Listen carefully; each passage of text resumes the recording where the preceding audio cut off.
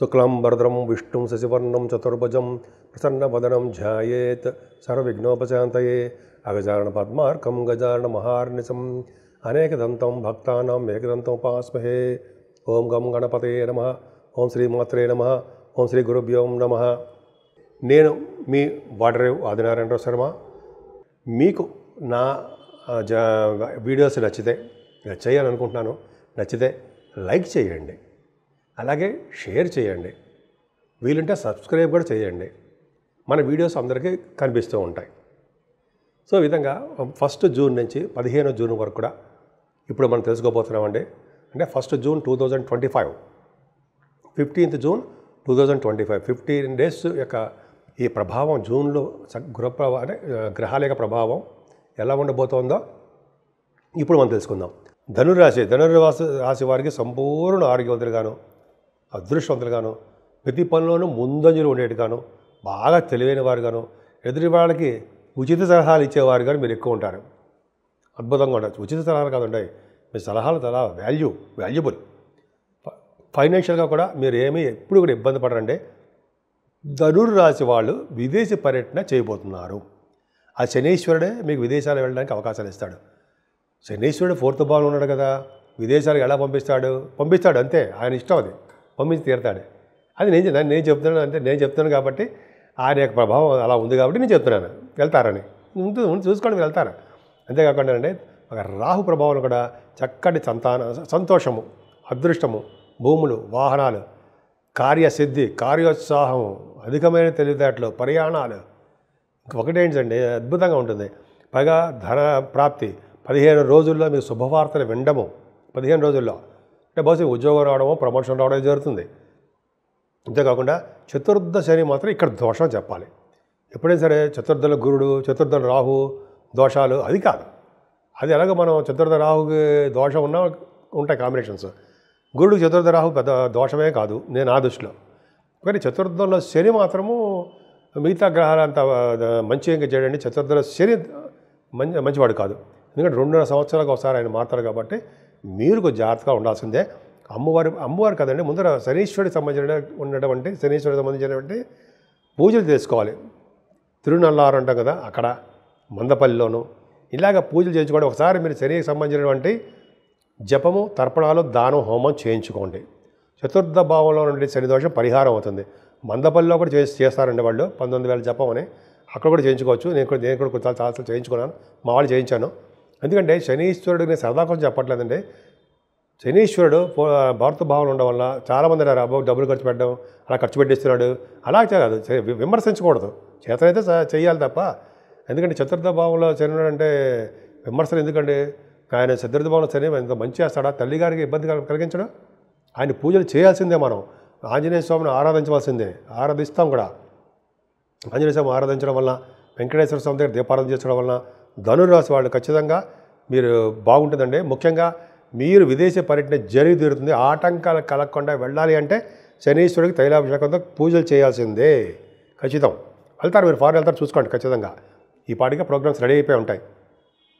అంటే ఇమ్మీడియట్గా వెళ్ళిపోతారని కాదండి, రాబోయే 2.5 సంవత్సరాల్లో మీరు మీ జాతకాల రీత్యా, శని రాహుల్ కాంబినేషన్ రీత్యా, మీకు 9th house చాలా కాంబినేషన్స్ ఉంటాయి అనుకోండి, మీరు మీ పనుల రీత్యా విదేశాలకి వెళ్ళి తీరుతారు. వెళ్ళడం ఖాయం. ఎలా వెళ్తారనేది, ఎప్పుడు వెళ్తారనేది కొంచెం మీ జాతక ప్రకారం ఆధారపడి ఉండి తీరుతుంది. ఏదైనా చక్కగా పుత్రికా సంతాన యోగం కలుగుతుందంటే నేను చెప్పేవన్నీ కూడా నా సొంత కవిత కాకుండా జనరల్గా ఉన్నటువంటి గ్రాస్పింగ్ పవర్ తోటి నేను చెప్తున్నానండి. అంటే శాస్త్ర ప్రకారం చెప్తున్నాను. పంచమస్థానం శుక్రుడు ఉండడం వల్ల కళారంగంలో అభివృద్ధి ఉంటారండి. మీకు పుత్రిక సంతానం జరగడం మీకు కలుగుతుంది. అమ్మవారు ఆడపిల్లకి పుట్టడానికి అవకాశం ఉంది. అమ్మాయిలు ఉంటారు, పుడుతుంది అమ్మాయి. అలాగే సినిమా రంగంలోనూ, కళారంగంలోనూ, అలాగే టెలివిజన్ రంగంలో కూడా మంచి ప్రతిభ ఉంటుంది. నృత్య కళాకారులకి, గాయకులకి అద్భుతమైన మంచి అవకాశాలు బాగున్నాయండి. ఈ శుక్రుడు పంచమస్థానం ఉంటే పొలిటికల్ రంగంలో కూడా బాగా రాణిస్తారండో. శుక్రుడి ఉన్న ప్రభావం కూడా ఉండాలి. శుక్రుడి ప్రభావం పొలిటికల్ రంగంలో రాణించరు, కానీ బయట శుక్రుడి ప్రభావంలో ధనప్రాప్తి కలుగుతుందని అర్థం. అలాగే స్టాక్ మార్కెట్లో కూడా మంచి ప్రతిభ కనబరుస్తారు, డబ్బులు కూడా ఉంటాయి.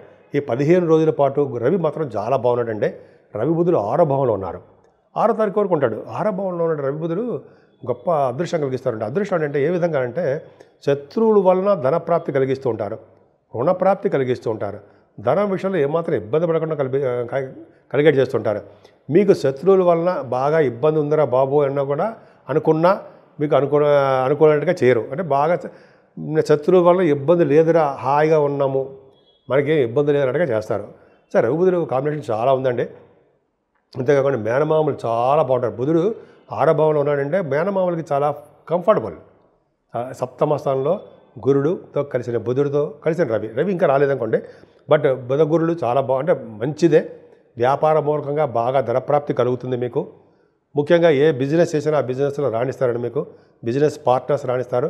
చక్కటి వివాద వేడుకలు సంబంధాలు కుదిరి తీరుతాయి మీకు మీ జాతకంలో. రవి బుధుడు కాంబినేషన్ వలన మీ కోర్టు సంబంధించిన లా రిలేటెడ్ సంబంధించిన విషయాల్లో మీరు గెలుస్తారంటాం కదా, అది ఉంది. అంతేకాకుండా భాగ్యస్థానంలో కుజుడితో కలిసిన కేతువు అంటే భాగ్యస్థానంలో బాగుందంటే రియల్ ఎస్టేట్ రంగంలో ఉన్న వాళ్ళకి మంచి ప్రతిభ ఉంటుంది. అంటే వాళ్ళు భూములు అమ్ముడుపోవడము, అలాగే మీదేనండి మీ రాశి వారికి చెప్తున్నాను. మీరు రియల్ ఎస్టేట్ రంగంలో బిజినెస్ చేస్తే మీ భూములు స్పీడ్గా అమ్ముడుపోతాయి. భూములు లేకపోతే అపార్ట్మెంట్స్, లేకపోతే ఇళ్ళు, అవన్నీ కూడా మీకు బాగా ఎక్కువ డబ్బులు కూడా తెచ్చిపెడతాయి అన్నమాట. కుజుడు బాగుంది, ప్రభావం బాగుంది. అలాగే తీర్థయాత్రలు చేస్తారు, అమ్మవారి దర్శనాలు చేసుకుంటారు, ఉన్నతమైన చదువులు రీచే విదేశాలు వెళ్ళడం ఖాయమే. కానీ మీరు ప్రొఫెషనల్గా చాలా ఇబ్బంది పడిపోతారు, వెనకబడిపోతారు. రావాల్సిన ప్రమోషన్స్ కోసం వెయిట్ చేస్తూ ఉంటారు, అవి రావు. అంతేకాకుండా ధనం కూడా సకాలంలో కొన్ని ఆర్గనైజేషన్స్ డబ్బులు ఇవ్వలేకపోవచ్చు మీకు. ఏదేమైనా ధనప్రాప్తి మాత్రం బాగుందండి. ఎందుకంటే లాభస్థానానికి గురుదృష్టి ఉండడమే కారణము. ఫ్లో ఆఫ్ మనీ బాగుంటుంది. అలాగే భార్యాభర్తలకు అనురాగ దాంపత్య జీవితం 11వ భావం కూడా చూస్తాం కాబట్టి అద్భుతంగా ఉంది. ఏదేమైనా మీ రాశి వారికి అన్ని రంగాలను ముందంజలో ఉంటారు.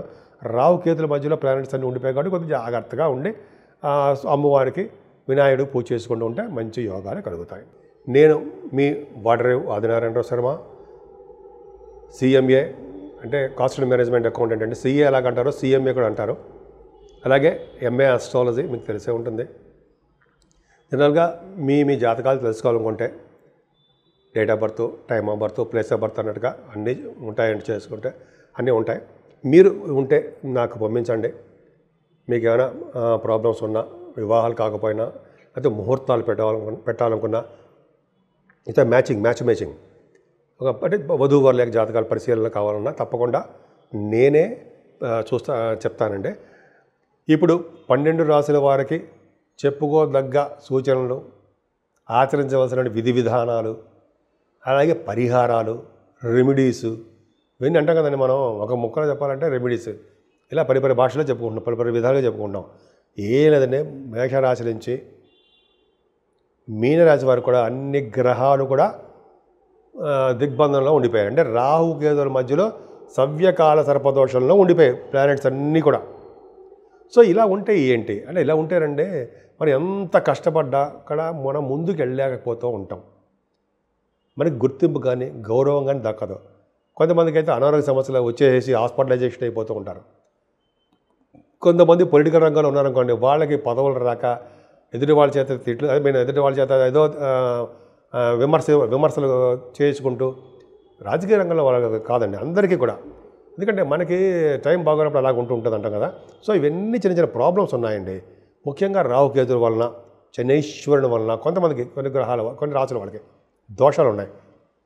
ముఖ్యంగా రాహుకేతులకి మన ఇంటి దగ్గరే, మన ఇంట్లోనే అమ్మవారికి పూజలు చేసుకోవడము, కుంకుమ పూజ కానీ ఏదైనా, లేకపోతే రాహుకాల సర్పదోషంలో మంగళవారం మీరు గుడికి వెళ్ళడము, లేకపోతే గుడికి సంబంధించిన పూజలు వెళ్ళి అక్కడ డబ్బులు ఇచ్చేస్తే వాళ్ళు కడితే వాళ్ళు చేస్తారు, అది చేయించుకోవడము. అంటే రాహుకాల మంగళవారం అంటారు కదా, మంగళవారం కూడా రాహుకాలంలో పూజలు, అమ్మవారి పూజలు అదొకటి.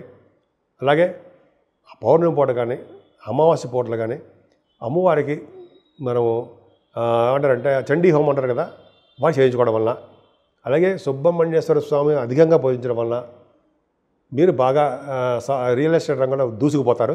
అంతేకాకుండా పౌర్ణమి వెళ్ళిన చవితి రోజు గణపతి ఆరాధన, ఓం గం గణపతయే నమః, ఓం గం గణపతయే నమః, ఓం గం గణపతయే నమః 108 సార్లు అనలేమా, అన్ని తీరుతాం. సో అలా చేసుకోవడం వలన దోషాలు చాలా పరిహారం అవుతాయండి. వెంకటేశ్వర స్వామి దగ్గర దీపారాధన, శివాభిషేకాలు, శనీశ్వరుడికి అభిషేకాలు, నూనెతోటి తైలాభిషేకాలు చేసుకోవడం వలన శని వలన వచ్చే దోషాలు కూడా, శనీశ్వరుడు వలన వచ్చే దోషాలు కూడా చాలా మటుకు పరిహారం అవుతాయి. సో ఈ విధంగా మీ అన్ని రాసుల వాళ్ళకి నేను చెప్పదగ్గ సూచన ఇవ్వనండి. మీకు ఏ మాత్రం వీలుంటే ఆ పూజలే చేసుకోండి. విపరీతంగా డబ్బులు అప్పు చేసేసో అది వేరే వాళ్ళ దగ్గర తెచ్చేసుకోనో మనం బ్రహ్మాండంగా చేసుకుందాం అని మాత్రం అనుకోకండి. స్వామివారికి మనస్ఫూర్తిగా ఎవరు పూజ చేస్తారో వాళ్ళకే మంచి ఫలితాలు దక్కుతాయని శాస్త్రం కూడా చెప్తాను. సో ఈ విధంగా మీ రాశులు అందరికీ బాగుండాలని, విధి విధానాలతో మీరు వృద్ధిలోకి రావాలని నేను మనస్ఫూర్తిగా కోరుకుంటున్నాను.